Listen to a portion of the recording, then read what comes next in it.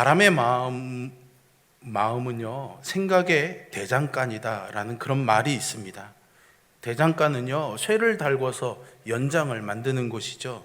이곳에서는요, 밭을 갈거나 음식을 만드는 그런 도구들을 만들어냅니다. 하지만 사람을 해치는 무기도 만들 수 있습니다.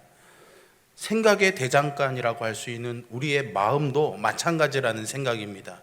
다른 이들을 기쁘고 행복하게 해줄 그런 생각을 만들기도 하지만 다른 이들을 괴롭히고 고통스럽게 하는 그런 생각을 만들기도 하지요.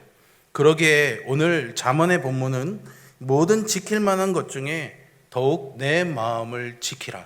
생명의 근원이 이에서 남이니라 라고 권면하면서 우리의 마음의 중요성을 강조하고 있습니다. 여러분께 그림 하나를 보여드리겠습니다. 이게 무엇일까요? 뭡니까? 바구니죠, 바구니. 빈 바구니입니다.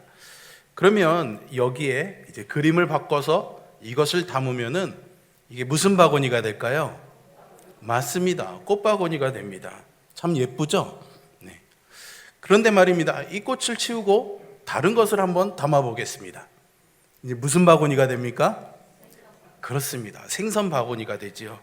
차마 제가 그림으로는 넣기 그렇지만 쓰레기를 담으면은 쓰레기 바구니가 되겠죠. 똑같은 바구니지만요, 꽃을 담으면 꽃 바구니가 되고 생선을 담으면 생선 바구니가 되고 쓰레기를 담으면 쓰레기 바구니가 됩니다. 마찬가지로 사람도 이 마음 안에 쓰레기를 담으면 쓰레기 같은 사람이 되겠고 꽃을 담으면 향기 나는 사람이 될 것입니다. 그러니 우리 마음 안에 무엇이 담겨 있는지를 돌아봐야 합니다. 우리의 마음에 더럽고 추하고 하나님 보시기에 합당하지 않은 것이 있는지 한번 돌아보고 그런 것들이 들어와 자리 잡지 못하게 잘 지켜내야 할 것이 우리의 마음이죠. 그래서 오늘 잠언의 말씀은 내 마음을 지키라고 합니다. 그 이유를 하나님께서는요, 마음으로부터 생명의 근원이 나오기 때문이라고 말씀하십니다. 이 말씀은 마음을 지키는 일이 생명을 지키는 일이고 삶의 모든 것을 지키는 일이라는 것이죠. 본문의 맥락은 마음이 하나님의 말씀을 두는 바구니 아니면 보물창고이기에 그 누구도 또는 그 무엇도 이 마음을 열고 말씀을 빼앗아가지 못하게 하라는 것 같습니다. 영적인 능력은요, 이 마음으로부터 나옵니다. 마음을 지키는 일에 실패하면 영적인 능력도 잃어버립니다. 그래서 오늘은 이 중요한 주제, 마음 또는 마음을 지키는 것에 관한 주제로 다윗의 삶을 조명함으로 살펴보려고 합니다.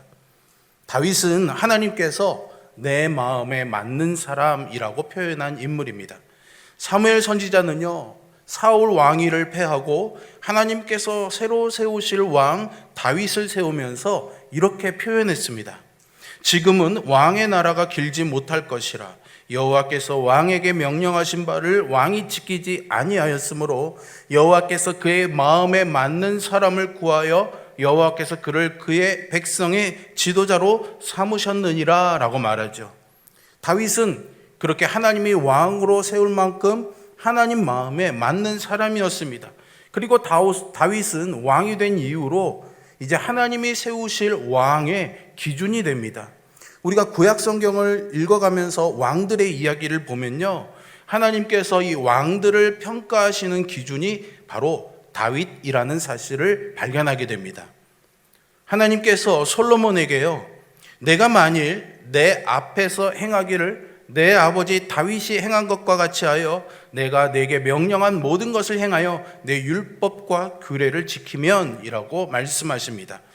또 하나님은 아하스 왕을 평가하시기를 그는 조상 다윗과 같지 아니하여 여호와 보시기에 정직하게 행하지 아니하고 라고 하셨죠. 이렇게 책망도 하셨지만 히스기야와 요시야 같은 왕을 칭찬하실 때에도 다윗이 기준이었습니다. 먼저 히스기야를 칭찬할 때는요, 히스기야가 그의 조상 다윗의 모든 행실과 같이 여호와 보시기에 정직하게 행하였다라고 평가합니다. 그리고 요시야를 칭찬할 때에도 여호와 보시기에 정직하게 행하여 그 조상 다윗의 길로 걸으며 좌우로 치우치지 아니하였다라고 평가하시죠. 그러면 우리는 이런 질문을 해볼 수 있습니다. 무엇이 다윗을 그처럼 위대한 왕, 그리고 하나님이 왕으로 세우시는 기준이 되게 했을까 하는 질문이죠. 다윗의 어떤 점 때문에 하나님은 그를 그렇게 높이 평가하신 것일까요? 사실 다윗이 잘한 것도 많지만 실수한 것도 많지 않습니까? 목욕하는 여인을 훔쳐보고, 그녀가 자기의 장군의 부하인 걸 알면서도 그녀와 잠자리를 같이 하고, 그 범죄를 감추기 위해서 충성스러운 장군을 전장에 내몰아 죽이도록 살인 교사까지 한 사람이 아닙니까? 이런 흠결에도 불구하고 하나님께서 다윗을 위대한 왕으로 삼으신 까닭, 그를 마음에 합한 사람이라고 부르신 까닭은 무엇일까요? 그것은 그가 마음을 지킨 사람이었기 때문입니다. 다윗의 이 마음 지킴의 자리를 볼 수 있는 첫 번째 요인은 기다림과 인내의 영역이라고 할 수 있는데요. 10대 소년 시절부터 다윗은 사무엘 선지자로부터 기름 부어서 왕으로 세워질 것이라고 부름받았지만 실제로 그가 유다 왕이 된 것은 30세가 넘어서였습니다. 참을성이 없는 젊은 시절에, 피가 끓는 그 시절에 다윗은요 10수년을 기다림의 세월로 보내야만 했습니다. 다윗에게 이 기다림의 시간은 한편으로는 깨어짐의 시간이기도 했죠. 위대한 열매는 바로 이 깨어짐의 씨앗을 통해서 결실이 됩니다. 그리고 하나님은 조금도 흠이 없는 도자기가 아니라 금이 가고 깨어질 질그릇을 원하셨습니다. 왜냐하면 질그릇에 깨어진 틈새로 하나님의 영광스러운 빛이 흘러나올 수 있기 때문이죠. 하나님께서는 이 기다림과 깨어짐의 세월을 통해서 다윗의 자기신뢰, 자만심, 의지와 같은 것들을 깨뜨리셨습니다. 그렇게 다윗은 자신만만함이 아니라 하나님의 은혜를 붙잡는 사람으로 빚어져 갔던 것이죠. 이 기다림의 속에서 그는 자기 인생의 계획표가 아니라 하나님의 시간표를 따라 사는 법을 배웠습니다. 저와 여러분도 그 지혜가 있기를 간절히 소망합니다. 이것만이 아니죠. 이 기간의 대부분은 다윗은 억울하게 자기를 죽이려고 하는 사울 왕으로부터 쫓김을 받아야 했습니다. 사울의 칼을 피해 다녀야 되는 도망자 신세가 된 것이죠. 무고하게 자기를 해치려는 이런 적대적인 존재가 있을 때에 마음을 지킨다는 것 쉬운 일이 아닙니다. 여러분들이 한번 생각해 보세요. 나는 아무 잘못한 것이 없다고 생각했는데 비난을 받아야 되고 나를 공격하는 사람을 만나면 마음이 막 흔들리지 않습니까? 잠이 오지 않습니다. 한 번은요, 사울 곁에서 그를 위해서 수금을 타던 다윗에게 사울이 창을 던진 일이 있습니다. 이런 일은요, 한 번이 아니라 두 번이나 반복되었습니다.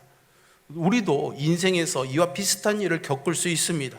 누군가가 아무 이유 없이 여러분들을 대적하죠. 이때 어떻게 마음이 상하지 않도록 지킬 수가 있을까요? 다윗은요, 이 기다림의 세월 속에서, 그리고 억울하게 자신을 죽이려고 하는 사울왕을 피해 다니면서 이 억울한 감정, 마땅한 대접을 받지 못하는 이 분노심, 그리고 무고히 당하는 고난을 감수해야만 했습니다. 여러분, 만약 이런 상황이 되면 사람이 정말 미칠 지경이 되지 않을까요? 아무도 없는 곳에 가서라도 그냥 악 하고 소리라도 지르고 싶은 그런 심정일 것입니다. 하지만요, 다윗은 그렇게 자신의 감정을 쏟아내지 않았습니다. 다윗은 하나님께 자신의 심정을 쏟아냅니다. 이것이 바로 다윗이 마음을 지키는 방법이었습니다. 시편이 150편으로 되어 있는데 이 중에 거의 절반 이상은 다윗이 지은 시라고 할 수 있습니다. 그 중에서도 시편 57편은 이러한 그의 고백의 절정이라고 할 수 있는데요. 하나님이여 내게 은혜를 베푸소서, 내게 은혜를 베푸소서. 내 영혼이 주께로 피하되 주의 날개 그늘 아래에서 이 재앙들이 지나가기까지 피하리이다. 내가 지존하신 하나님께 부르짖으며 곧 나를 위하여 모든 것을 이루시는 하나님께로다 라고 고백하죠. 여러분, 다윗의 심정이 느껴지십니까? 누구에게도 말할 수 없고 말해서도 안 된다며 하나님 앞에만 자신의 마음을 쏟아내는 이 다윗의 심정 말이죠. 하나님께 마음을 쏟아내는 것은 긴 기다림과 깨어짐의 시간 동안 심령이 상하고 마음이 망가지는 것으로부터 다윗을 지켜 주었을 것입니다. 우리도 억울한 일 당하면 누군가에게 말을 막 해야 마음이 풀릴 때가 있습니다. 일은 해결되지 않더라도 마구마구 말을 해야 직성이 풀릴 때가 있잖아요. 우리는 그런 감정이 아니라 하나님께 우리의 마음을 쏟아내는 그런 마음 지킴이가 되어야 하겠습니다. 마음 지킴과 관련해서 두 번째로 생각할 것은 하나님을 사랑하는 것입니다. 믿음은 믿음의 대상인 하나님을 향한 그 사랑과 분리될 수가 없습니다. 하나님을 사랑하지 않는 믿음은 거짓 믿음입니다. 믿음은 신앙의 내용과 교리에 대한 지적인 동의를 넘어서는 것입니다. 그래서 주님은 모든 계명 중에 첫째가 무엇이냐고 묻는 서기관에게 마음과 목숨과 뜻과 힘을 다하여 하나님을 사랑하는 것과 이웃을 자신과 같이 사랑하는 것이라고 말씀하셨죠. 신앙은 그렇습니다. 하나님을 사랑하는 것입니다. 우리는 다윗이 얼마나 하나님을 사랑했는지 그가 쓴 시편과 사무엘 상하와 역대상의 기록에서 무수히 발견할 수 있습니다. 그가 역사의 무대에 처음으로 등장했던 골리앗과의 싸움에서 하나님의 이름을 모독하는 골리앗에 참지 못하고 이렇게 말하죠.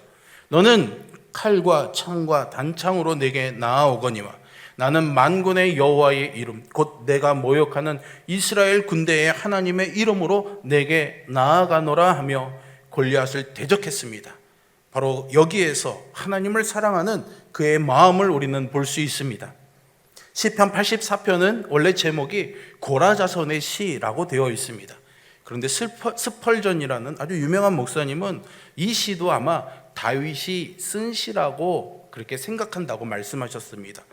그것은 바로 이 10절의 말씀 때문입니다. 주의 궁정에서의 한날이 다른 곳에서의 첫날보다 나은즉 악인의 장막에 사는 것보다 내 하나님의 성전 문지기로 있는 것이 좋사오니 라고 고백하죠. 저와 여러분에게도 이런 고백이 날마다 넘쳐나기를 주님의 이름으로 축복합니다. 그래요. 신앙이란 것이 이런 것입니다.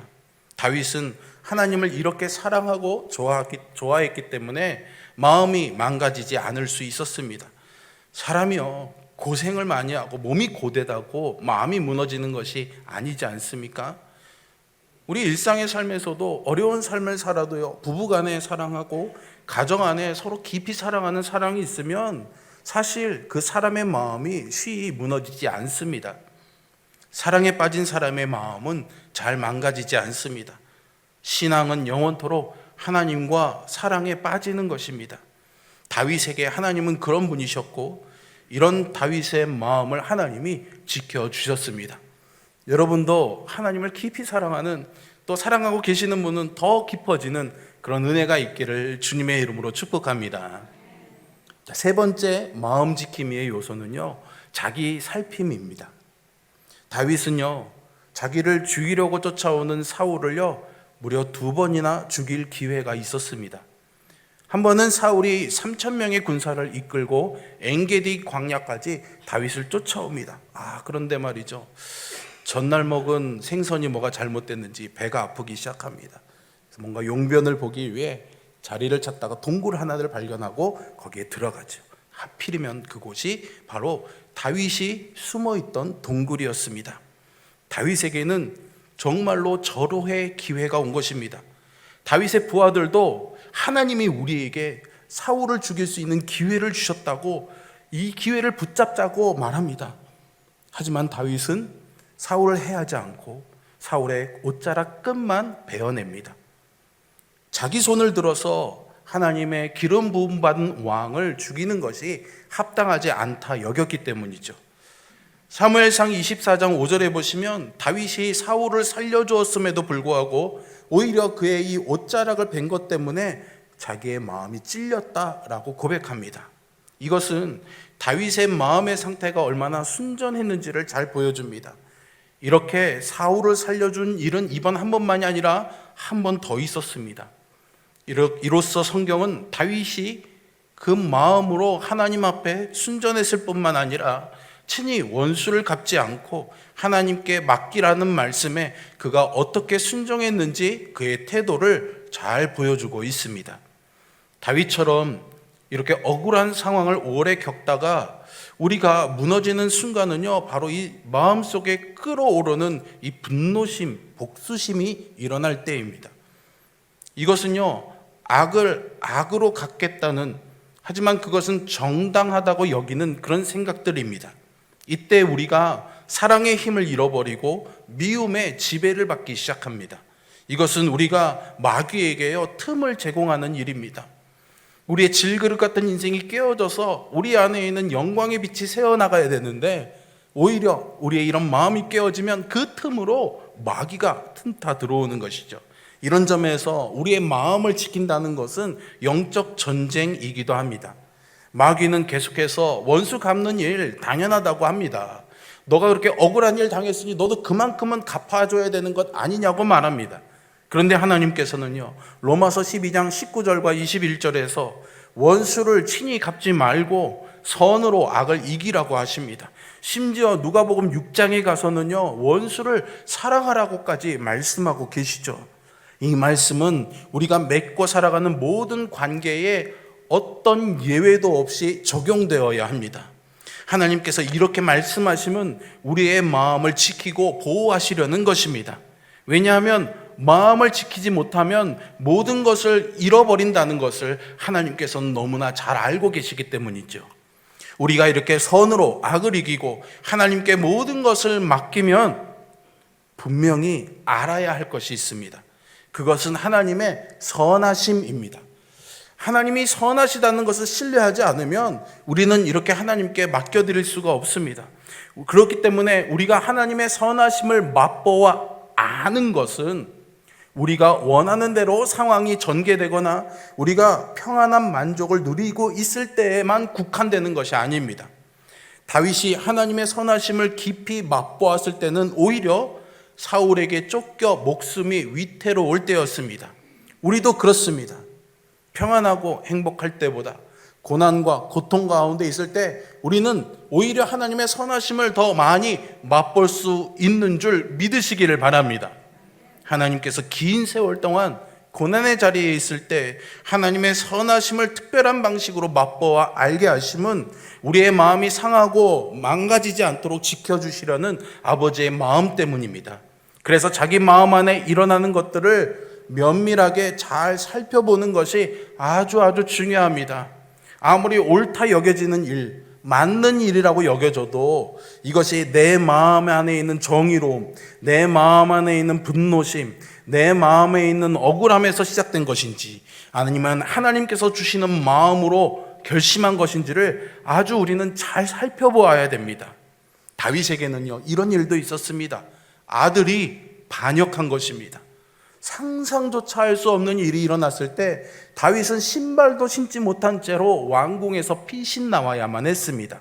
그렇게 예루살렘 왕궁을 떠나 기드론 시내를 따라서 슬피 울며 도망하던 다윗은 사울의 신하였던 시므이가 자기를 저주하고 모욕하는 소리를 듣게 됩니다.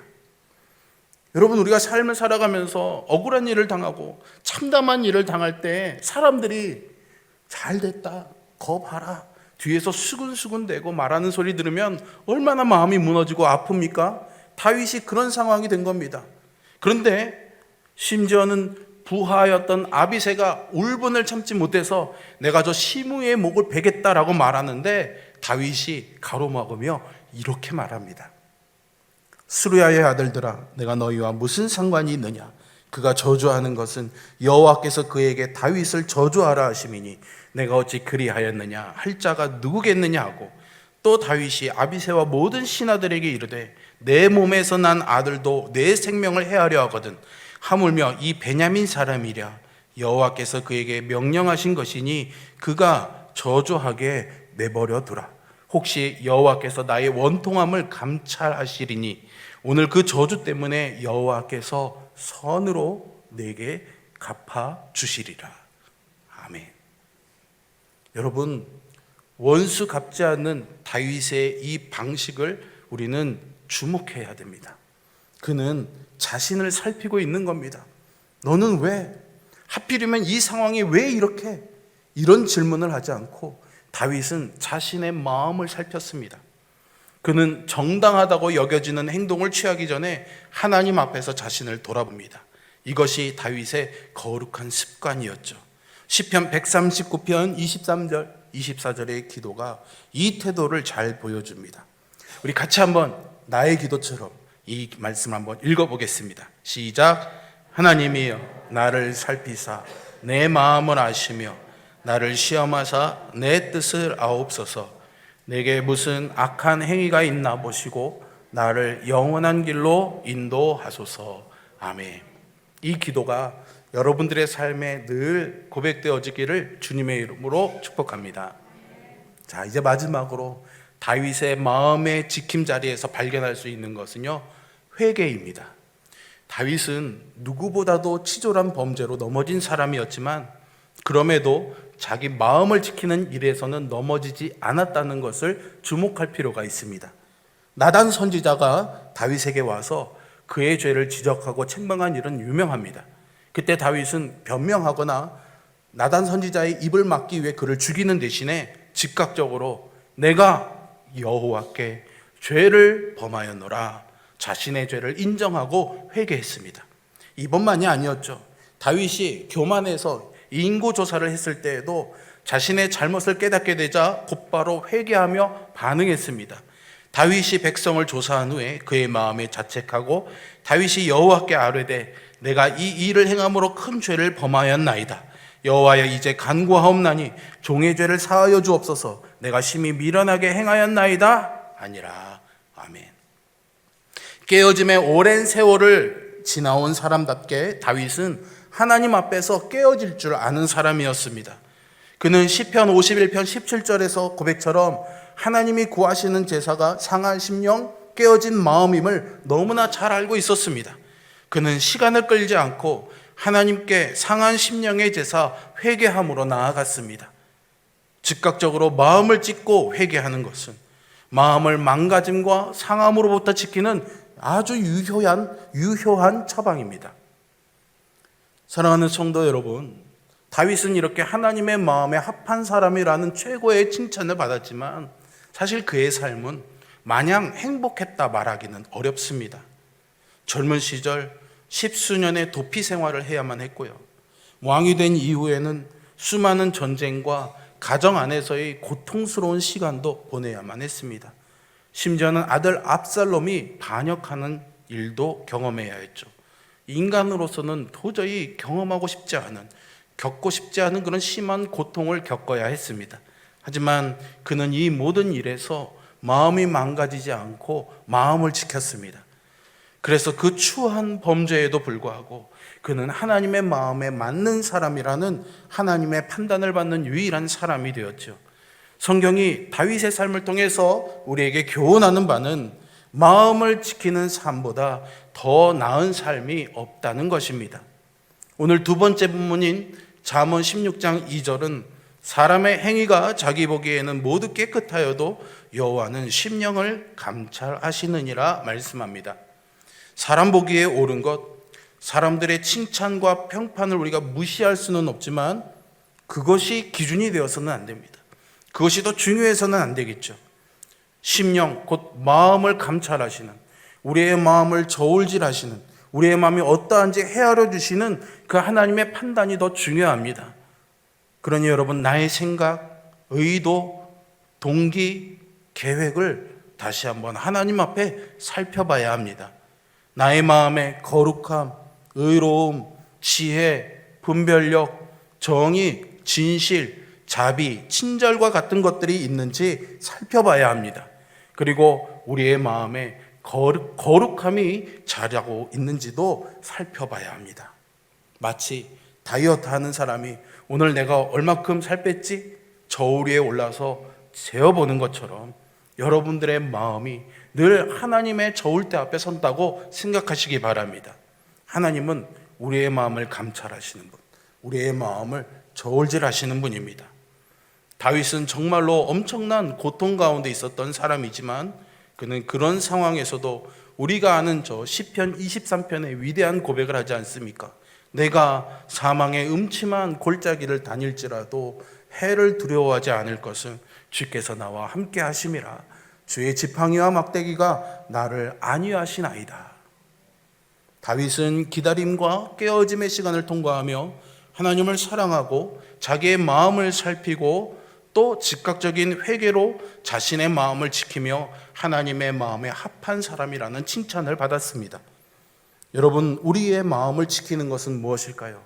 우리도 사망의 음침한 골짜기 속에서도 하나님의 지팡이와 막대기가, 하나님의 그 사랑이 나를 지켜주심을 다시 한번 기억하는 것이겠죠.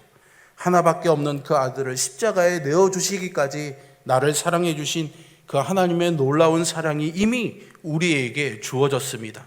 힘들고 어려운 순간에도 하나님께서 나를 어떻게 지켜주시고 사랑해 주셨는가를 다시 한번 기억하면서 우리의 마음을 지키고 그 하나님이 나의 하나님이라는 이 사실을 날마다 마음에 새기면서 마음을 지키는 신앙의 승리자로 주님의 길따르미로 살아가는 우리 모두가 되기를 주님의 이름으로 축복합니다. 기도하겠습니다.